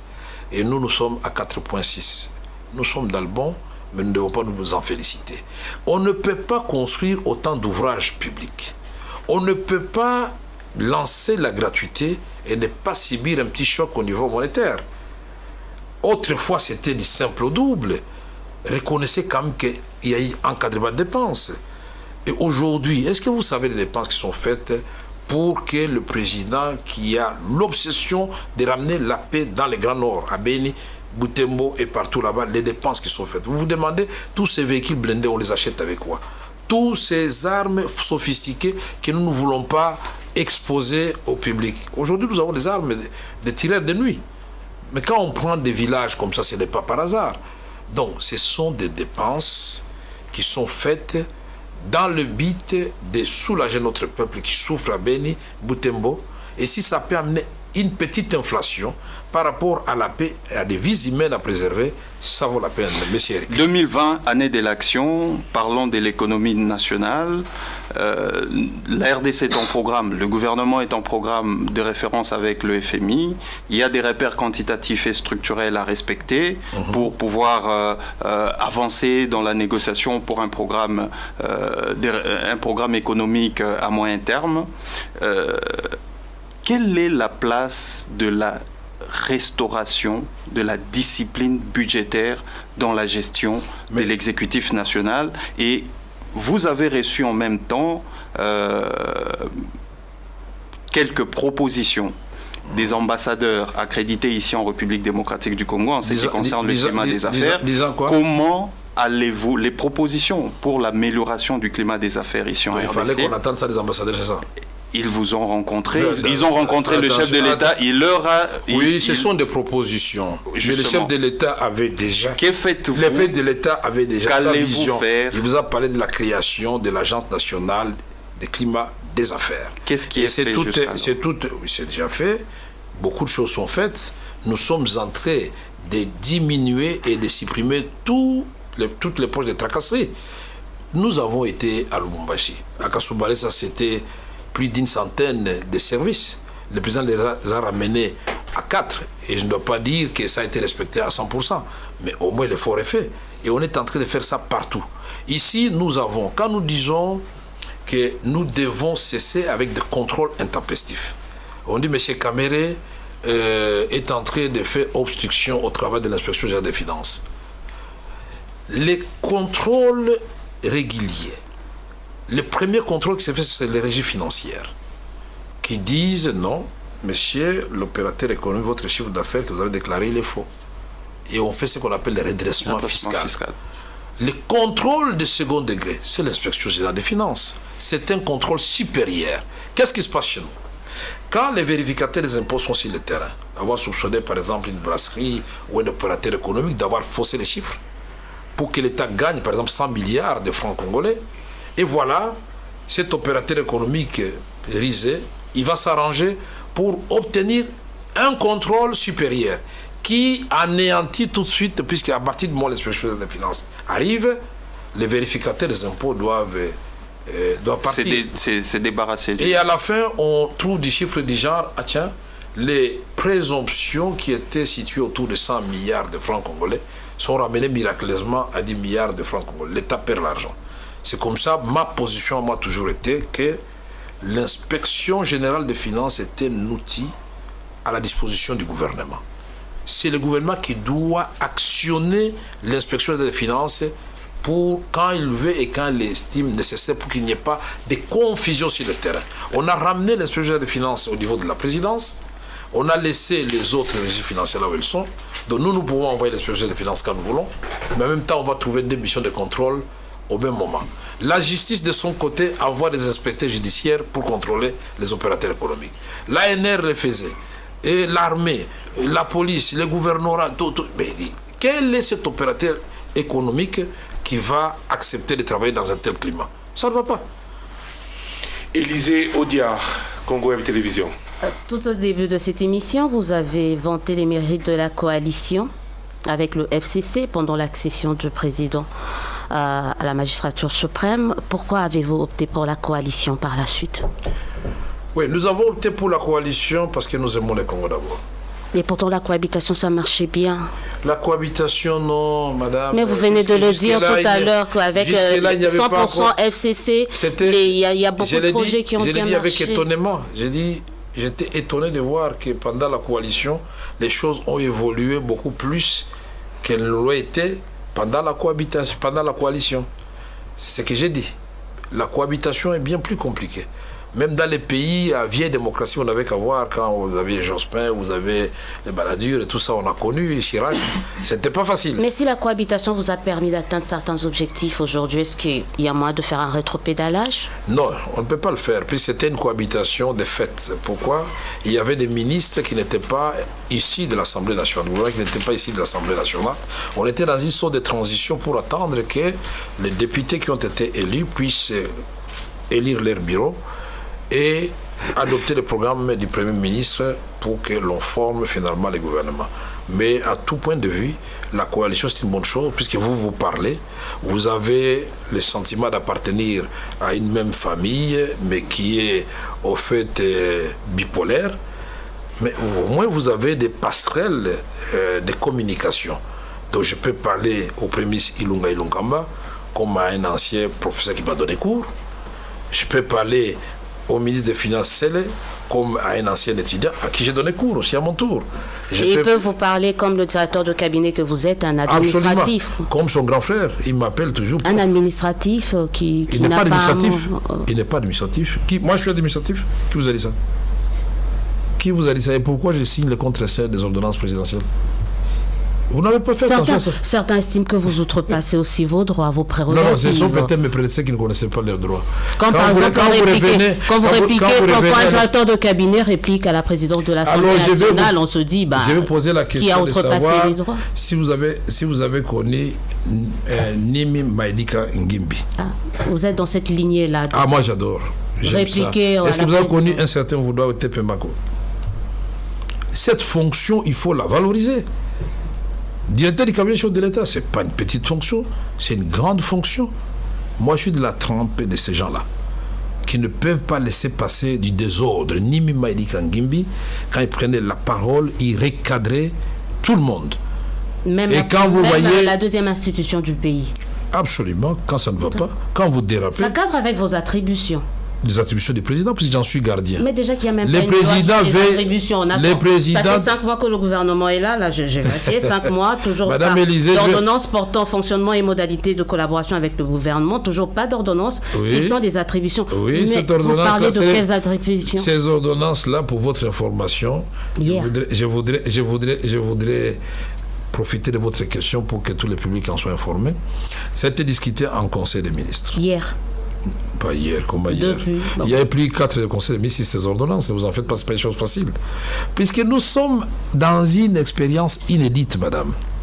Quand les ministères, prenons un ministère, nous avions, avant nous avions le ministère de l'enseignement primaire, secondaire et consorts. Maintenant, nous avons un ministère à part entière dédié à la formation professionnelle.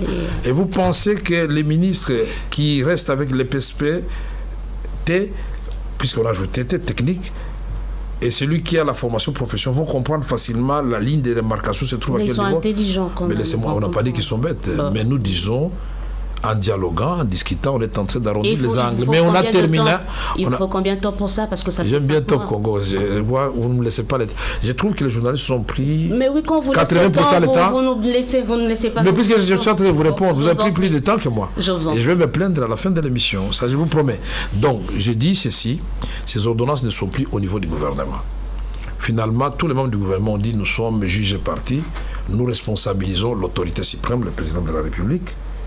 Et le président, lui qui est gentleman, a dit bon, je vais consulter le Premier ministre et puis on va rendre ces ordonnances publiques. D'autorité, on va décider maintenant.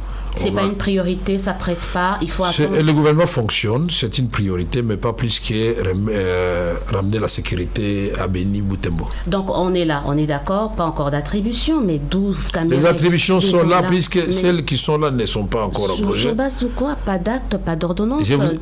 Des attributions tacites ou existantes déjà? Mais vous avez lu l'ordonnance qui m'a nommé?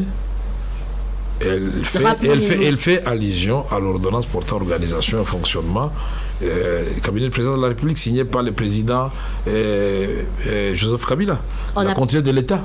Donc les attributions sont là. Tant qu'elles ne sont pas abrogées, je les exerce et avec force. Mais je crois que par exemple, vous avez cité Nimi, certains vous voyez sur les traces de Néhémie parce qu'il se comportait aussi, selon certains comme vous, des directeurs de cabinet très en vue qui parfois veulent prendre la place de certaines institutions. Non, moi je ne me comporte pas comme ça. Je ne vais pas prendre la place de certaines institutions. Je mais vous pouvez répliquer à certaines madame, est-ce que vous pouvez me laisser terminer ne fût-ce qu'une phrase? Ouais, je vous laisse.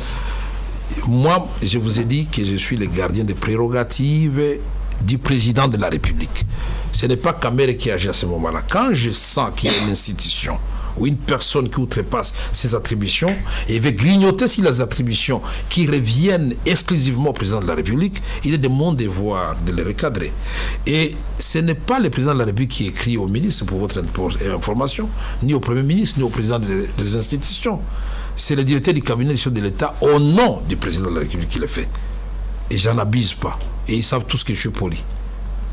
Donc, ce n'est pas là le problème. Le problème, c'est de savoir est-ce que chacun de nous peut être comme Kamere, remplir complètement et avec force ses attributions, et les choses vont se porter très bien. Tout à l'heure, lors de certaines... Vous voulez les hommes faibles ou forts? Certaines sorties médiatiques du président de la République, mais également du directeur du cabinet du président de la République, laissaient présager... Une seule fois, voilà, hier. Laisser présager... J'ai fait une année sans sortie médiatique. Là, il le fait régulièrement. Laisser présager quand même une sorte de crise. Alors, la question que certains veulent se savoir, aujourd'hui, au niveau du cash, vous sentez-vous prêt, proche du FCC ou de l'AMUCA? On ne peut pas être proche du FCC, on est à côté. Par rapport aux on est côte à côte. Nous sommes des familles. Par rapport à la vision, parce que le chef de l'État n'a cessé de dire que si quelqu'un bloque, décidément, vous avez posé des questions, vous-même vous y répondez. Nous ne sommes pas proches, nous sommes côte à côte, nous sommes comme des voisins. Vous comprenez ça?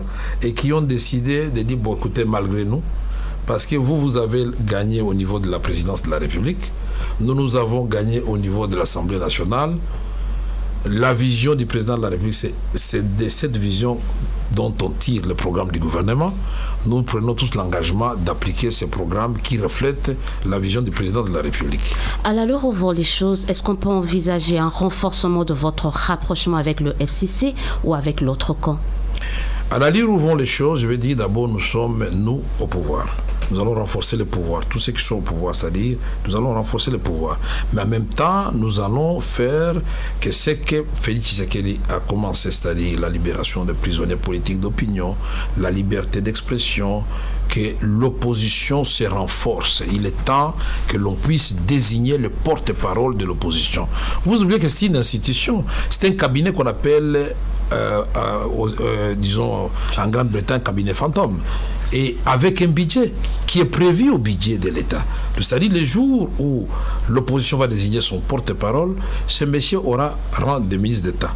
Et donc vous auriez voulu que les porte-parole de l'opposition aient rang de ministre d'État et que le directeur du cabinet de l'État soit à quel niveau? Parce qu'apparemment ça vous a dérangé au début là. Mais je n'ai même pas abordé la question. Voilà. On ne connaît pas le prérogative, mais je veux revenir. Je vous donne l'information.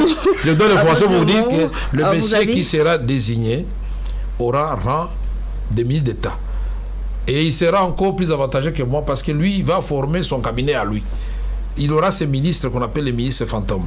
Donc il y aura de l'emploi donné aussi de ce côté-là. Donc au lieu que les gens passent leur temps à se disputer, et à ce moment-là, ils auront le moyen de contrôler le pouvoir en place. Pas question de dialogue, pas question de table ronde. Vous y allez avec le FCC, avec vos hauts et vos bas, avec vos différents... Est-ce que vous pouvez préciser vous faites allusion à quelle table ronde? Non, mais ça, c'est juste des concepts lancés. Certains appellent à des dialogues par rapport à la crise. Non, nous sommes fatigués avec les dialogues. Donc, vous y allez comme ça avec le FCC, avec vos hauts et vos bas? Non, attendez, madame. Nous avons quand même des gens pétris de beaucoup de sagesse et d'intelligence. Nous avons des autorités morales au niveau de chaque regroupement politique. Le président Félix Tshisekedi, qui incarne aujourd'hui, et il doit renforcer ce rôle-là, l'arbitre national ne va pas rester les bras croisés. Il va appeler les FCC, il va appeler les CACH, et il va dire, messieurs, voici la direction que nous devons prendre ensemble.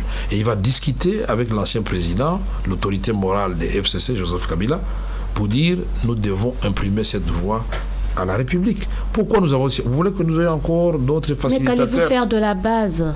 Quelle base? La population. Base qui vous avait demandé il y a une année ou une année et quelques mois de créer CACH, mais si cette base-là ne veut peut-être plus de la coalition... Et vous a dit ça quand? La base attend de nous les résultats. Si nous pouvons réussir et tenir bon, que les parents ne payent plus comme c'est le cas maintenant, mais que ça soit totalement acquis, les primes aux professeurs, et que l'État continue à payer. Nous avons tenu jusque-là. C'est une première. Et au mois de janvier, nous avons un défi à relever, parce que les enseignants dits non payés, c'est-à-dire qui ont fait même 8 ans, 10 ans, qui n'ont jamais été payés, seront payés pour la première fois 94 000. Si les 94 000, on va payer 34 000 pour la première fois. On va y aller par palier. Les nouvelles unités, on a dit au cours du deuxième trimestre, on va penser à elles. Donc ce sont des efforts qu'il faut conjuguer. La population a besoin de ça. Puis ça fait mal de voir un enseignant qui enseigne et qui n'est pas payé. Puisque nous avons supprimé la prime des parents, ça signifie que ces enseignants-là n'ont plus rien. Et nous en sommes conscients. C'est comme ça que l'interpellation du cardinal Ambongo avait été suivie tout de suite par le président de la République. Quand il avait dit, monsieur le président de la République, faites attention que la gratuité qui est une mesure salutaire ne vienne pas amener un dysfonctionnement au niveau du système éducatif. Le président m'a appelé tout de suite, il a appelé le Premier ministre, attention, tenez compte de ça. Et le résultat, c'est quoi? Il fallait discuter avec les coordonnateurs des écoles conventionnelles catholiques et autres pour trouver un chemin d'entente. Ça s'appelle dialogue. Le président Tshisekedi, quand même, a instauré le dialogue social. Il n'est pas pour le dialogue politique, social. Donc il va discuter toutes les couches de la population, les syndicalistes. Il s'arrête, il écoute tout le monde, partout il passe, ici, comme au niveau de la diaspora. C'est ce dialogue-là dont nous voulons. Dialoguer avec le peuple, les politiciens, nous avons exagéré. Comme au niveau de la diaspora, peut-être deux questions avant de terminer. Oui. Comment vous êtes, une seule question, comment vous êtes senti quand une frange de cette diaspora a demandé la démission ou l'éjection de Vital Kamerhe? Moi, j'adore ce genre de choses. Je suis un peu comme Jacques Chirac. Quand on fait 2 ou 4 jours sans parler de moi, en bien ou en mal, je ne me sens pas bien dans ma peau. Mais puisque c'est quelque chose qui tombe comme un cheveu dans la soupe, et ce sont nos militants, moi, il faut être tolérant. Ça ne va pas fragiliser cette proximité? Fragiliser quoi? Puisque moi, j'ai resté calme et le président a répondu. Il a dit, monsieur Vital Kamerhe, la victoire a commencé avec lui à Nairobi. M. Vital Kamerhe n'est pas seulement directeur de cabinet, mais il est mon allié. Voilà un président. D'où l'usage de nous à chaque instant. Merci beaucoup, Élisée Odia. Merci beaucoup, Vital Kamerhe. Alors, 1 minute, une question par journaliste et on clôture cette émission. C'est incroyable, on est déjà parti au-delà. Mais je risque d'arrêter mon vol. Non, monsieur Kamerhe qui va à Mbandaka, vous prendrez vos vols. Une question, 1 minute, je vous coupe. Israël Moutala. Madame Élisée, décidément. J'aimerais revenir sur les ordonnances. Une question. Sur les ordonnances bloquées de la SNCZ et de la GECAMIN. Mais pourquoi vous avez froissé vos partenaires du FCC en sachant que, par exemple, Kyunga Koumaza est pour eux une ligne rouge? pourquoi justement... Ça, je ne savais pas. Ligne rouge, pourquoi? Parce que nous sommes contre l'exclusion. Personne dans ce pays ne peut dire que tel Congolais est devenu une ligne rouge. Kyungu Akumanza ne sera pas et n'est pas et ne sera pas une ligne rouge. S'ils vous ont dit de dire ça, alors vous pouvez dire que M. Kamere a été autorisé par le président Félix Tshisekedi pour dire que Kyungu Akumanza, ce n'est pas une ligne rouge. C'est un monsieur respectable, nous devons le respecter. Mais voilà pourquoi les oranges sont bloqués jusque-là. C'est vous qui m'informez. C'est à cause de Kyungu Akumanza. Non, moi je vais vous dire que nous sommes des grands hommes. Nous avons eu des discussions au sommet. Ces ordonnances vont être mises dans le lot de tout ce que nous sommes en train de faire et tout le monde va se retrouver à sa place. Tranquillisez-vous, très rapidement. Que vaut une lettre de démission? On avait dit une question. Juste Merci beaucoup Israël Moutala. Non, la lettre de démission. Que vaut une lettre de démission antidatée justement qui bloquerait des ministres FCC? Que vaut cette lettre de démission? Parce que le président avait dit qu'on les a fait signer des lettres de démission. Ça vaut quoi une lettre de démission des ministres FCC? Alors là, je crois que vous allez inviter le porte-parole de FCC va vous expliquer ça. Parce que moi, je ne suis pas au courant de ça. Merci Israël Moutala. Eric Ambago, une question. Félix Tshisekedi va rencontrer Joseph Kabila ces jours-ci? Ça, je ne saurais pas. Je ne suis pas ni secrétaire particulier ni chef du protocole du président de la République. Je suis directeur du cabinet du président de la République. Et le comité de suivi de l'accord cash FCC, on en parle plus? Non, il travaille. Ce n'est pas oublié, contrairement à ce que les gens pensent. Il travaille. Je peux vous tranquilliser. Là, je peux vous répondre. Il travaille. Nous ne sommes pas pour les chaos. Nous sommes pour aller de l'avant. Mais que Jean-Marc Aboud dit que jusque-là, on est encore, on n'est pas sur la table de discussion. Mais est-ce que vous avez oublié que chaque fois que les Congolais se rencontrent, c'est toujours d'éternels recommencements? Mais pour arriver à l'aboutissement de Sun City, Christian Lusaka était avec nous, il était témoin. Il a vu, c'est pas facile des discussions. Puis chacun tire la couverture de son côté. Qui va sortir perdant, qui va sortir gagnant, jusqu'au moment où on trouve le juste milieu. Et là, je pense que les deux autorités morales ici sont interpellées pour reprendre le dossier qui est déjà terminé à 99% et pacifier, assainir l'environnement politique. Il n'y aura jamais de rupture. Je ne suis pas un prophète, moi je suis un politicien, directeur du cabinet du président de la République. Qu'il n'y aura pas, non. J'ai dit, nous allons faire en sorte qu'il n'y ait pas de rupture, qu'il y ait renforcement de cette union au niveau du pays. Même avec l'opposition, nous pouvons nous unir dans des objectifs communs. Puisque quand il s'agit de l'insécurité, il n'y a point d'opposition de la majorité. Quand le pays est menacé, l'opposition hausse le ton. Et nous suivons aussi l'opposition. Donc il n'est pas question de dire tout ce que l'opposition dira est mauvais. Non. Ça, c'est une autre façon de gérer que nous ne voulons pas. Nous allons accepter tous les conseils, toutes les critiques sont les bienvenues. La minute Kambundi. Monsieur Kamere, une partie de l'opinion était surpris d'apprendre que James Kabarebe, que vous avez accusé d'avoir conduit des troupes rwandaises pour tuer des Congolais sur le sol de la RDC, soit devenu votre ami et frère au point, voilà, qu'il y ait eu cette polémique autour de l'affaire des vaches, on va dire. Donc vous étiez convaincu en me posant cette question, je vais sursauter, n'est-ce pas? Non, c'est une question. Je ne sursaute pas. Moi, je vous ai dit que mon leadership à moi, c'est selon le modèle de Jésus-Christ. Et j'ai tout dit là-dedans. Non, on veut plus. Voilà, j'ai tout dit là-dedans. Nous voulons la paix. D'accord. Nous voulons la paix. La paix a un prix à payer. Et je suis un Africain. Vous savez que Nelson Mandela. Quel est votre point de vue? Quel est votre point de vue? Oui, ça va se terminer.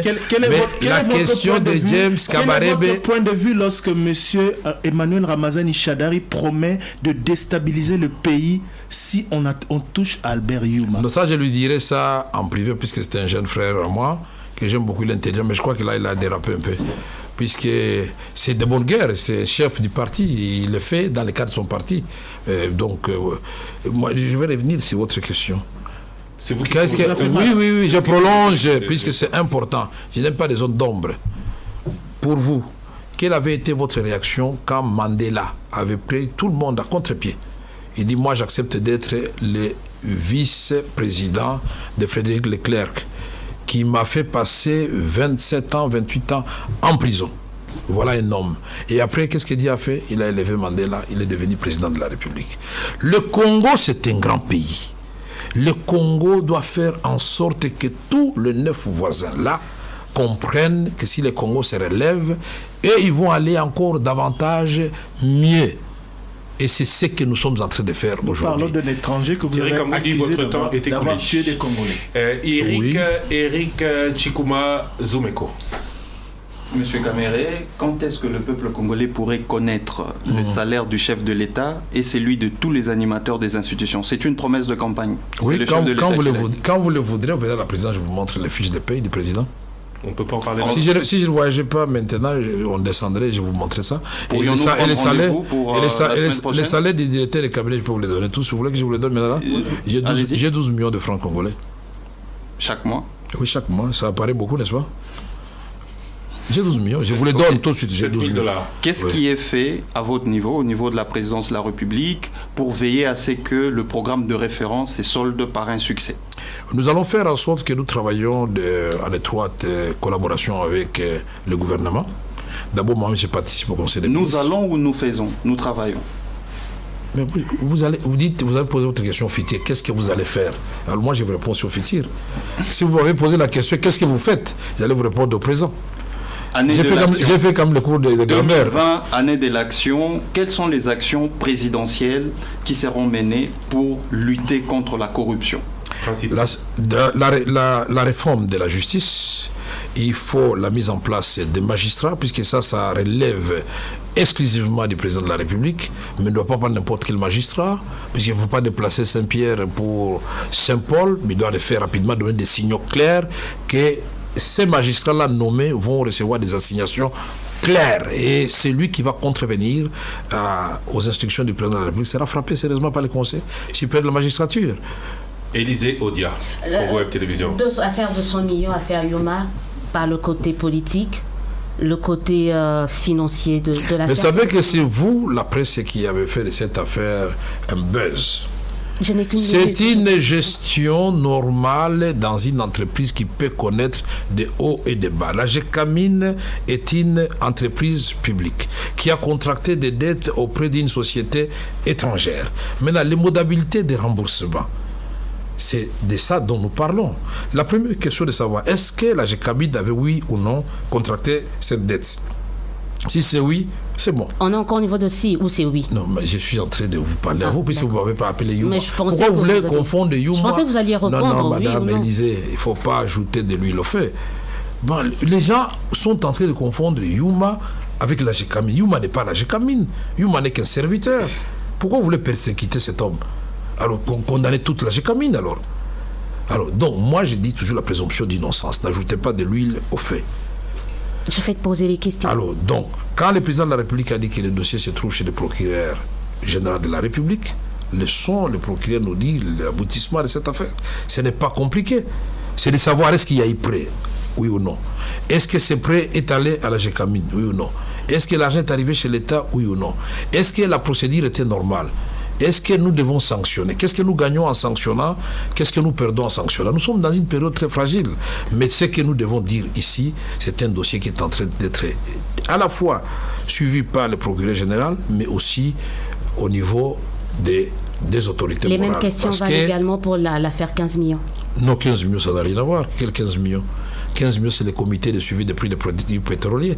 Donc vous êtes collé à 15 millions. Oui, on m'a collé à 15 millions, mais ça m'étonne que vous tous, journalistes, là, ça date de près d'une année, vous n'avez jamais été au ministère de l'économie, voir les conseils économiques, puisque je fus moi-même conseiller économique au ministère, à la vice-primature de l'économie à l'époque du professeur Zandabwana, que je salue en passant. J'ai travaillé avec le professeur Nyambo Chabani. J'ai travaillé avec beaucoup, sur ce dossier-là. J'ai travaillé avec les ministres Moussobekwa, de la décote et de la fixation. De la commission. De répondre à la question, ce qu'elle a fait, madame, si c'est ce que vous voulez. Laissez les auditeurs apprendre. Je crois que c'est ça le but de Top Congo. Je vous en prie. La structure des prix des produits pétroliers. Mais pourquoi vous ne vous posez pas la question de savoir, personne n'a jamais brandi la répartition de ces 15 millions. Or, ce n'est pas compliqué à savoir. Il suffit d'aller au ministère de l'économie, on vous donnera la répartition. Aujourd'hui, quand il y a fixation des prix, la parafiscalité, quand on parle de prix ou de taxes qui doivent revenir pour des fonds stratégiques, les stocks stratégiques, tout ça, mais allez creuser là-dedans. Donc 15 millions pour moi, c'est l'affaire de l'État, dans l'État, et comme le président de la République, homme de droit, a dit, écoutez, la meilleure façon peut-être de laver mon directeur de cabinet, c'est de confier ce dossier au procureur général de la République. Moi, je ne fais plus de commentaires en ce qui me concerne personnellement. Mais ce que je dois dire, vous ne verrez pas mon nom dans cette répartition. C'est le nom des institutions qui sont là-dedans. Merci Thierry Kambundi et Eric Ambago Top Congo FM. Merci Eric Chikuma de Zoomeko. Merci à Israël Moutala de Congo Web Télévision et ainsi qu'à last but not least, Israël Moutala de 7sur7.cd et Élisée Odia de Congo Web Télévision. Je vais y arriver. Merci à vous d'avoir été avec nous. Merci Monsieur Vital Kamere d'avoir accepté. C'est plus d'1h30. On conclut. Vous êtes le directeur de cabinet allié du président de la République. Est-ce que vous connaissez les résultats du président de la République dans sa circonscription? Dans sa circonscription électorale, moi je ne suis pas à la CENI. Je ne suis pas à la CENI, mais tout ce qui est vrai, c'est que le président a gagné. Vous ne vous en êtes pas soucié? Non. Cela ne vous gêne pas parce que certains font toujours valoir leur victoire face à un président qui est certain d'avoir été élu, mais qui ne connaît pas forcément ses propres chiffres. Non, nous avions toute une cellule électorale qui suivait heure par heure les résultats qui tombaient dans chaque circonscription. Et le président de la République était premier certainement. Là, il n'y a pas de problème. Vous manquez de questions maintenant? Non, vous êtes content de la CENI donc. La CENI, on n'y touche pas. Ce n'est pas une question d'être content. La CENI attend être remplacée. Qu'est-ce que vous attendez? Parce que c'est-à-dire la loi de 2011, la loi organique qui avait été constituée, a fait de la CENI et lui a donné un chapeau comme un conseil d'administration. Maintenant, nous allons voir, est-ce que c'est une question d'hommes, de structures, de lois? Nous pensons plutôt que c'est une question de faire le bon choix des hommes et nous avançons et c'est ce qui sera fait. Donc pour les élections locales, on peut s'attendre à ce que les résultats soient annoncés par Corneille Nangaa? Non, ce ne sera pas comme ça. On n'a pas dit qu'on Nangaa attend son remplaçant. Ça va faire 8 mois. Oui, ce n'est pas grave, une grossesse fait 9 mois. C'est pas grave. Les élections locales en 2023 en 2020? Sinon, je vais tomber dans la remarque de Mme Élysée. Je ne peux pas prendre les attributions qui ne sont pas les miennes. Oui, mais si en 2020, on n'a pas les élections locales... Appelez les vice-premiers ministres de l'Intérieur à son tour, qui viennent dans le top 13. Si on a... Top presse. Top presse. Si en 2020, on n'a pas d'élections locales, on aura... Non, il n'y a pas de si. Appelez les vice-premiers ministres, et je peux faire la commission pour vous, pour qu'ils viennent au top 13. Donc vous ne répondez... Presse. Donc vous ne répondez... Excusez-moi. Monsieur le caméra. Donc vous ne répondez plus maintenant aux questions qui ne vous concernent pas. Ah bon, non. Dans cette émission. Qui a dit ça? Non, je vous pose la question. Je voudrais respecter la discipline des attributions des uns et des autres. D'accord, alors dit madame. Parlons de Vital Kamere. Mon Dieu. Oui, c'est la fin de l'émission. Parlons de Vital Kamere. Lors d'un récent séjour à New York, le président Félix Tshisekedi a dit qu'en 2023, votre accord, c'est que le prochain candidat président de la République du Cache, c'est vous. Ah, il l'a dit. Il l'a dit. Ok, s'il l'a dit, c'est tant mieux. Vous confirmez? Non, s'il l'a dit, on ne discute pas. Vous connaissez vos accords? On ne commente pas les paroles du président. Je ne parle pas du président de la République, je parle de votre allié. C'est dans vos accords, vous êtes candidat en 2023? Non, nous, ce qui nous préoccupe maintenant, le président et moi-même, l'IDPS et l'INC, c'est que nous fassions de ce premier mandat du Cache un succès total sur le plan des réponses attendues par le peuple congolais.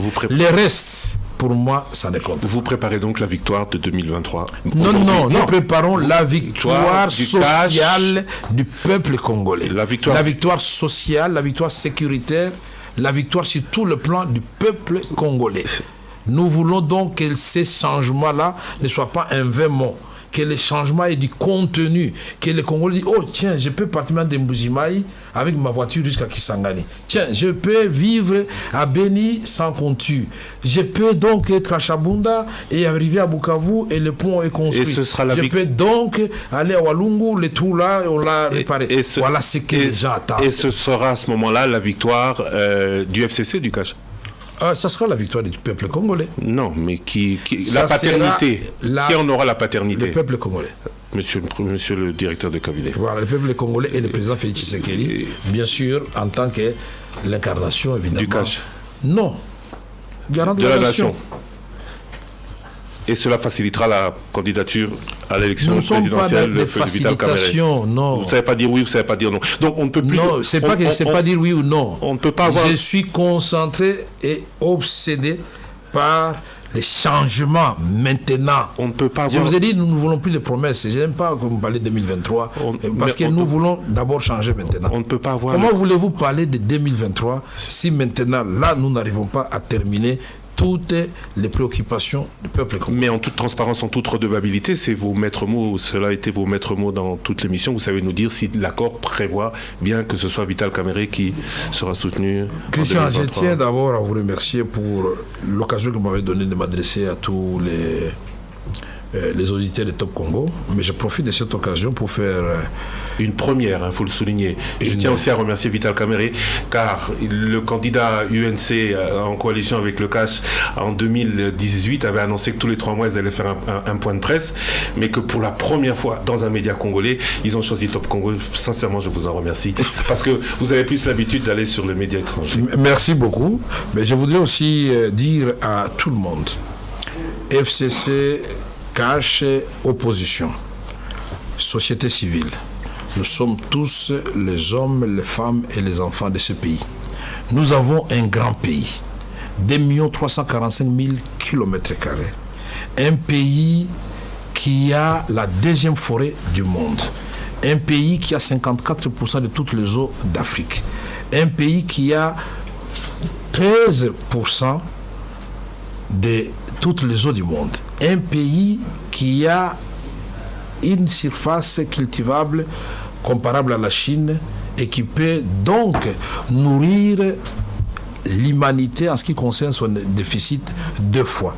Un pays qui a Inga, et plus Inga, vous êtes à plus de 100 000 mégawatts, qui peut éclairer l'Afrique. L'Afrique, une partie de l'Asie d'ici de ouest, une partie de l'Europe méditerranéenne. Nous avons un pays merveilleux où nous trouvons le sous-sol riche et le sol riche. Alors, ce qui nous manquait, nous l'avons. Un leadership exemplaire.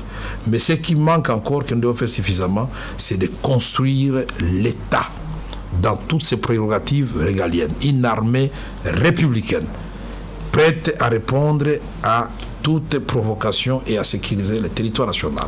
Une politique professionnelle, une police professionnelle qui protège les Congolaises et les Congolais, tous ceux qui ont choisi le Congo comme leur seconde patrie ou leur point de passage. Une justice qui est la colonne vertébrale de l'état de droit, pas une justice des riches contre les pauvres, pas une justice des corrompus. Une administration bien rémunérée, bien organisée et qui peut, en cas de crise, remplacer le gouvernement, comme c'est le cas souvent en Italie. Ces Congos-là, des rêves de Lumumba, de la prophétie de Simon Kimbangu, et aujourd'hui, de la concrétisation de Félix Tshisekedi est possible, et je vous remercie. Merci beaucoup. Très beau pays, hein, en effet. Juste une question. Encore une question. Des hommes des médias, ou un constat. Vous allez continuer à pratiquer les médias étrangers au détriment des médias congolais qui payent leurs impôts, qui vous suivent au quotidien? Ça, c'est une question maintenant. C'est pas guéguerre, non, c'est pas du tout guéguerre. Je ne savais pas que vous aussi, les médias, vous étiez divisés. C'est pas du tout. Non, je crois que c'était seulement au niveau des politiciens. Non, nous ne sommes pas. Alors, je vais vous trouver un facilitateur pour qu'il y ait équilibre favorable par rapport aux médias nationaux. Ça veut dire un ensemble médias étrangers. Non, c'est-à-dire nous allons faire en sorte que vous, les médias nationaux, qui étaient là, quand vous toquez à nos portes, elles soient ouvertes. Et les correspondants des médias étrangers qui sont chez nous, la même chose, ils viennent. Alors venez à la présidence chaque jour, ça nous fera plaisir. Merci à vous d'avoir été avec nous. Vous suivrez cette émission dans votre différentes télévisions. Rediffusion sur Top Congo demain dimanche 19h30, minuit 30, après la grande édition du journal. très bientôt sur YouTube. Tout cela dépendra de M. Mungongo et de M. Didi Binsika qui ont assuré la réalisation de la version télévision de cette émission. La technique audio a été réalisée par Miguel Mena. Prochain rendez-vous avec le Top Press la semaine prochaine. Demain, on reçoit en face à face, je reçois en face à face un représentant du FCC, les alliés du cash que nous avons reçu aujourd'hui. À très bientôt. Non, rien. Mais c'est bien, si vous avez. Ce sont des Congolais, nous sommes tous Congolais. Et œuvrons, tant que nous travaillons tous pour la vision du président de la République, le programme du Premier ministre, nous allons nous entendre, c'est tout, l'affaire est terminée. Je vous promets, je ne dis plus rien. C'est pas une question de religion. Monsieur Vital Kamere a eu le dernier mot. Voilà. À très bientôt. Le Top Press avec Christian Loussakweno.